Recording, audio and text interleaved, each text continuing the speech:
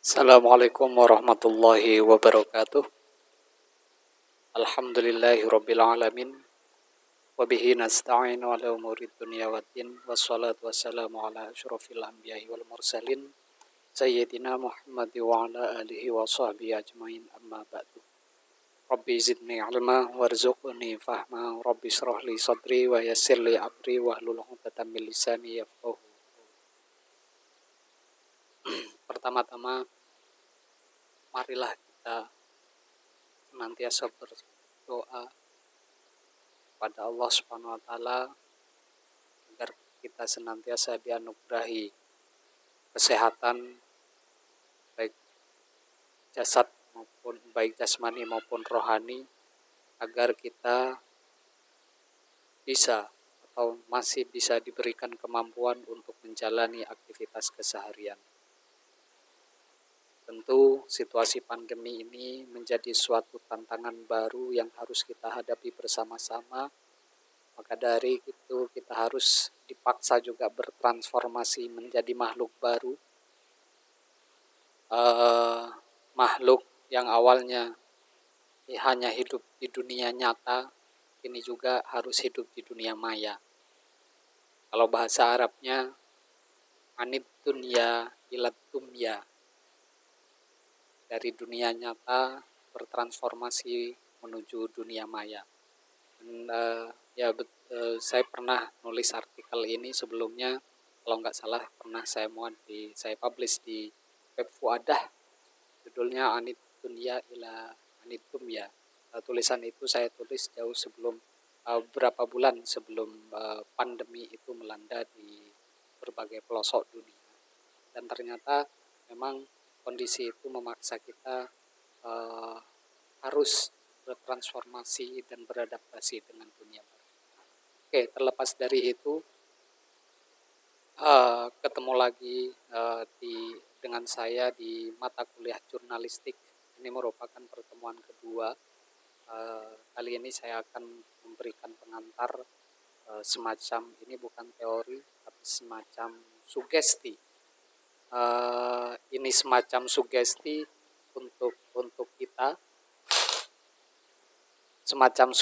untuk kita, bagaimana agar kita mampu menjadi seorang penulis profesional yang bisa merealisasikan apa yang menjadi pendapat dan pemikiran kita.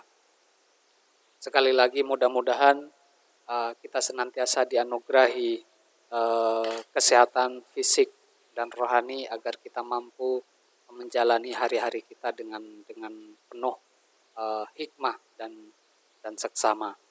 Oke, materi ini saya kasih judul menulis itu mudah. Sebelum kita melangkah lebih jauh untuk belajar menulis, maka kita harus sugesti diri kita terlebih dahulu bahwa menulis itu mudah. Dan siapapun itu bisa menulis. Selama dia masih punya akal, dia masih punya otak, dan dia masih punya kemampuan, bahkan kemampuan itu sudah sangat default. Istilahnya, tidak ada manusia itu yang tidak memiliki kemampuan kecuali orang-orang gila. Selama kita masih memiliki kemampuan berpikir, maka kita bisa menulis. Dan setiap teman-teman peserta, mulai dari sekarang, tolong jangan pernah berpikir bahwa saya tidak menulis, tapi tolong pikirkan bahwa saya bisa menulis. Karena menulis itu mudah dan bisa dilakukan oleh siapa saja. Cuman, kendalanya apa saja selama ini yang seringkali membuat kita seakan-akan tidak bisa menulis. Ingat ya, seakan-akan tidak bisa menulis. Padahal sejatinya kita tahu bahwa sebenarnya setiap kita itu bisa menulis. Cuman selama ini kita terlalu naif dan tidak mengakui potensi terhadap diri kita sendiri. Jadi kalau dalam konteks agama ini malah ini bisa ditarik dalam konteks keimanan. Kalau teman-teman tidak menulis, berarti teman-teman istilahnya itu tidak mengimani potensi yang ada yang dititipkan Allah dalam diri manusia. Sederhana saja. Jadi begitu. Maka saya pengen tanamkan, mari kita sugesti diri kita bahwa menulis itu mudah dan siapapun bisa melakukan. Nah, sebelum itu, tentu saya akan memberikan sedikit gambaran tentang menulis, menurut para penulis-penulis kawakan, para penulis-penulis tersohor di Indonesia. Misalnya yang pertama, Pramudia Anantatur. Apa sih itu menulis menurut Pram? Menurut Pram, menulis itu apa? Begini kata Pram. Orang boleh pandai setinggi langit, tetapi selama ia tidak menulis, ia akan hilang di dalam masyarakat dan dari sejarah. Nah, ini ya. Ini memang salah satu ungkapan yang dimasyhurkan oleh Pramudia Anantatur, seorang sastrawan terkenal yang juga dulu sempat menjadi nomain dalam penganugerahan sastra ya, penganugerahan Nobel Sastra Dunia. Nah, menurut Pram, menulis itu bagi Pram itu adalah mengekalkan diri dalam sejarah. Hal ini sangat terbukti teman-teman yang kitab yang teman-teman baca sejauh ini, karya ulama-ulama terdahulu. Secara jasad memang mereka telah wafat, tetapi secara pemikiran mereka masih hidup dan terus berkembang hingga hari ini. Melalui apa? Yaitu melalui media-media tulisannya. Maka salah satu cara untuk mengekalkan diri teman-teman untuk usia lebih panjang, untuk memberikan manfaat lebih panjang terhadap sesama, maka menulislah. Kalau teman-teman punya pemikiran, sebenarnya saya yakin bahwa di antara semua teman-teman itu memiliki pemikiran yang khas, yang jenius, tetapi cuman itu tidak mampu dinikmati oleh orang lain, tidak mampu diambil manfaatnya oleh orang lain karena teman-teman tidak mau menulis. Dan padahal saya yakin betul bahwa setiap manusia itu dianugerahi pemikiran jenius. Terus yang kedua, menurut Zainal Arifin Toha, ini guru saya dan pengasuh pondok saya dan juga orang yang sangat berperan terhadap pembentukan kepenulisan saya, karena saya mondok di pondok beliau, namanya Pondok Pesantren Hasyim Asy'ari atau Komunitas Kutub, dan sekarang di Jogja itu masih ada. Cuman beliau itu wafat 6 bulan setelah saya mondok di sini. Menurut beliau, menurut Zainal Arifin Toha, aku menulis maka aku ada. Jadi keberadaan kita itu akan terbaca itu dengan menulis. Itu menurut Zainal. Karena proses berpikir, proses dinamika pemikiran, dinamika pengetahuan itu akan lebih maksimal terbentuk melalui baca, menulis, baca, menulis, baca, menulis. Kalau kita cuma baca terus tanpa menulis dan tanpa melakukan eksplorasi yang lebih jauh, maka kita tidak akan mampu memaksimalkan potensi kita. Bahkan dalam kitab Ta'limul Muta'allim disebutkan salah satu cara untuk mengikat ilmu pengetahuan, mengekalkan ilmu pengetahuan itu adalah dengan menulis. Makanya menulis ini menjadi suatu pekerjaan yang penting. Yang kedua, yang selanjutnya, menurut Helvitiana Rosa, ini masih sastrawan, menulis adalah ketika sebuah karya selesai ditulis, maka pengarang tak mati, ia baru memperpanjang umurnya lagi. Jadi hampir sama dengan apa yang diungkapkan oleh Pramudia Anantatur, ketika kita menulis itu sejatinya kita memperbaharui atau memperpanjang usia kita. Terus menurut Cerpenis misalnya, Seno Gumiraji Dharma mengatakan bahwa menulis adalah suatu cara untuk bicara, suatu cara untuk berkata, suatu cara untuk menyapa, suatu cara untuk menyentuh seseorang lain entah di mana. Cara itulah yang bermacam-macam dan di sanalah harga kreativitas. Nah, ini maksudnya coba teman-teman bayangkan puisi-puisinya Khalil Gibran, puisi-puisinya Jalaluddin Rumi, atau karya-karyanya Pramudia Anantatur, karya-karyanya ulama terdahulu. Bagaimana pemikiran mereka, sentuhan emosional mereka mampu menggerakkan seseorang. Banyak bahkan jutaan orang itu terinspirasi dari puisi-puisinya Khalil Gibran, puisi-puisinya Jalaluddin Rumi, Attar, dan lain sebagainya. Dan disinilah konteksnya ketika menurut Seno bahwa tulisan itu merupakan cara menyentuh orang lain. Kalian kalau bisa menampar orang lain dengan tulisan, berarti tulisan kalian itu sudah bagus. Kalian kalau sudah mampu meluluhkan hati seseorang melalui tulisan, berarti tulisan yang kalian titipkan, emosi yang kalian titipkan pada tulisan itu benar-benar tersampaikan. Terus selanjutnya, apa sih modal yang dibutuhkan untuk menjadi penulis? Untuk menjadi penulis, modal atau kompetensi apa saja yang dibutuhkan? Tentu seperti yang saya katakan di awal bahwa menulis sebenarnya kompetensi menulis, modal utama yang dibutuhkan itu sebenarnya sudah ada dalam diri manusia. Apa saja itu? Yang pertama pengetahuan kognitif, baik pengetahuan tentang materi maupun teknik kepenulisan. Pengetahuan ini dapat dibentuk melalui kebiasaan membaca.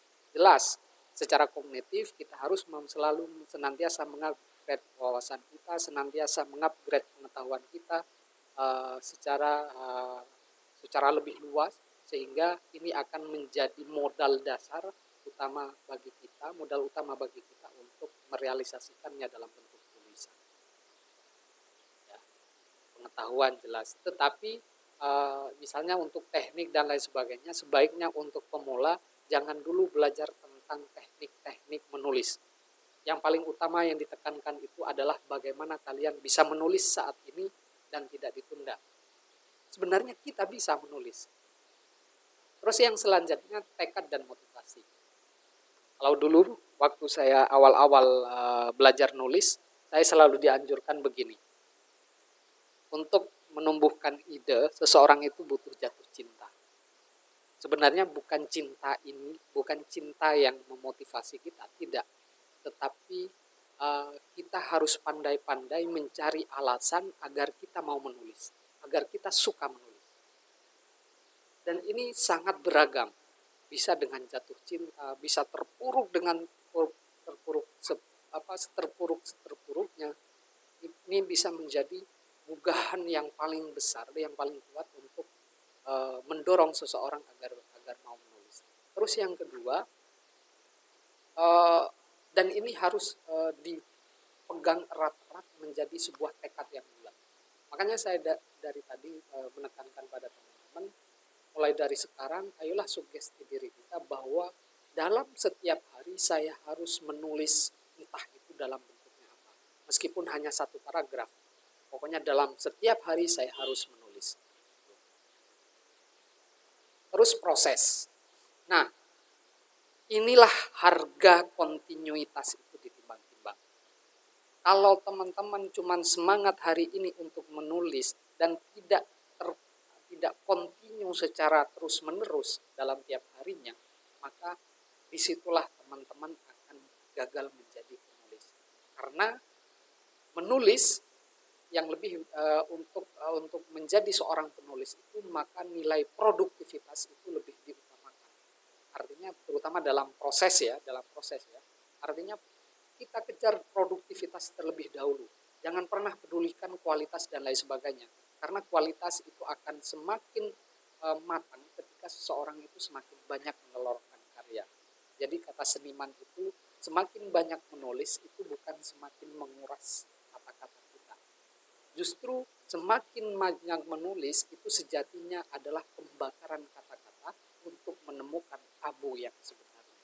Jadi kita akan menemukan saripati, semakin banyak kita mengeluarkan bahasa, semakin kita banyak menulis, maka kita akan semakin dekat dengan inti pengetahuan itu sendiri. Yang inilah kemudian sebuah keharusan yang harus kita jalani, bagaimana kita menjadikan kepenulisan itu sebagai kultur. Makanya tiap hari upayakan kita menulis. Entah itu 10 menit kita menulis atau 5 menit. Yang penting dalam tiap harinya kita menulis. Nih, maka proses inilah yang menjadi sangat penting. Karya atau hasil. Nah, ini produktivitas. Kalau kita sudah kontinu tiap hari, maka kita akan menjadi penulis yang produktif. Nah, produktivitas inilah yang akan mendorong kita menjadi penulis yang handal, karyanya berkualitas. Jangan bayangkan teman-teman bahwa, jangan pernah mengira bahwa penulis-penulis kayak Pramudia Angantur, Anantatur, kayak Seno Gumira Ajaib Dharma, kayak Eka Kurniawan, kayak Sutarji Kolsumbahri dan lain sebagainya, jangan pernah berpikir bahwa karya mereka itu hanya ya, untuk menghasilkan sebuah karya yang luar biasa kayak karyanya Trump. Trump itu sudah menghabiskan lembar beribu-ribu lembar tulisan. Jadi untuk menjadi seorang penulis yang andal, untuk menjadi seorang penulis yang tulisannya sudah mampu menginspirasi dan mampu menggerakkan orang lain, itu butuh produktivitas, kesetiaan pada proses. Makanya dalam konteks ini, setialah pada proses. Jangan setengah-setengah. Minggu ini, wah rajin menulis, minggu selanjutnya langsung dan kamu bahkan kemudian 1 tahun kemudian baru menulis. Inilah yang sering merusak kultur kita dalam penulisan. Terus yang keterampilan. Seorang penulis harus terampil dalam menulis. Menulis yang terampil biasanya terlahir dari proses yang konsisten dan mampu berpikir. Ini penting. Pola pikir out of the box itu akan kita dapat ketika kita itu semakin banyak wawasan kita mengenal sesuatu. Semakin dalam kita mengenal sesuatu, maka kita akan semakin banyak menemukan hal-hal yang tak terduga di dalamnya. Akan menemukan hal-hal yang tidak terfikirkan oleh orang lain. Makanya disinilah letak keterampilan itu akan kita dapatkan. Kalau kita semakin banyak, semakin detail mengetahui sesuatu dalam konteks bahasa, bahwa bahasa itu punya jiwa, bahwa bahasa itu punya beberapa sisi, bahwa bahasa itu punya beberapa wajah dan lain sebagainya, maka disinilah kita akan memperoleh keterampilan itu sendiri. Terus profesionalisme. Jika beberapa proses itu telah dilampaui, telah dijalani secara konsisten, maka disitulah teman-teman paling minimal bisa dikatakan sebagai penulis profesional. Produktivitas sudah dilakukan, kontinuitas sudah dilakukan, wawasan sudah mendalam dan lain sebagainya. Maka itulah yang akan menjadi modal dasar untuk menjadikan teman-teman sebagai penulis profesional. 3 prinsip utama penulis profesional. Yang pertama, intelektualitas setiap pada proses dan produktivitas. Yang 3 ini menjadi hal yang penting. Intelektualitas, banyaklah baca-baca buku. Selain itu menambah wawasan kita secara kognitif, itu akan juga menambah pembendaharaan kita dalam kata dalam benak kita. Semakin banyak baca novel, maka teman-teman secara tidak langsung akan semakin banyak menampung bendahara kata, menampung strategi penulisan, menampung teknik penulisan dan lain sebagainya.